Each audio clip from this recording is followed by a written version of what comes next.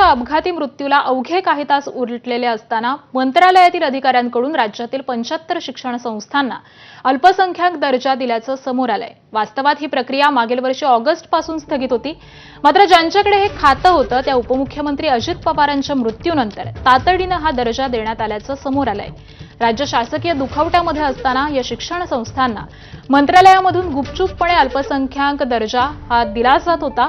धक्कादायक म्हणजे यातील पहिलं प्रमाणपत्र हे अजितदादांच्या अपघाताच्या दिवशी 28 जानेवारीला दुपारी 3:09 दिलं गेलं होतं। एबीपी माझाकडे 28 जानेवारी ते 2 फेब्रुवारी या कालावधीमध्ये देण्यात आलेली अशी 75 प्रमाणपत्र उपलब्ध आहेत। तर या प्रकरणानंतर अल्पसंख्याक विभागाच्या ऑनलाईन सिस्टीममध्ये देखील मंजुरी मिळाली आणि ती वेळ देखील नमूद आहे।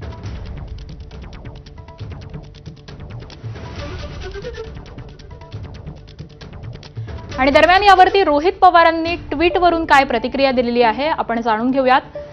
रोहित पवार म्हणतायत, सर्वच वंगाळ झालंय, माणसाची काही किंमत आहे की नाही?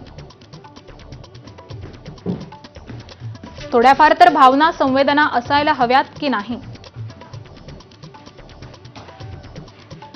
तर असा हा सवाल रोहित पवार यांनी उपस्थित केलेला आहे। राज्य दुखवट्यामध्ये असताना शिक्षण संस्थांना हा अल्पसंख्याक दर्जा देण्यात आलेला आहे आणि त्यावरून काहीसा संतप्त असा सवाल रोहित पवार यांनी एक्स पोस्टच्या माध्यमातून देखील उपस्थित केलेला आहे।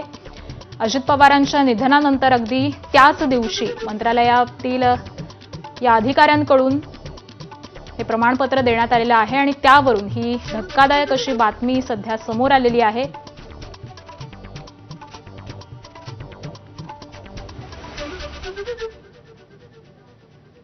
तर जवळपास 75 प्रमाणपत्र ही देण्यात आलेली आहेत आणि या 75 प्रमाणपत्र ही एबीपी माझाकडे उपलब्ध आहेत। या प्रमाणपत्रांना अल्पसंख्याक विभागाच्या ऑनलाईन सिस्टीममध्ये मंजुरी मिळालेली होती आणि त्यावेळेची वेळ ही देखील नमूद झालेली आहे।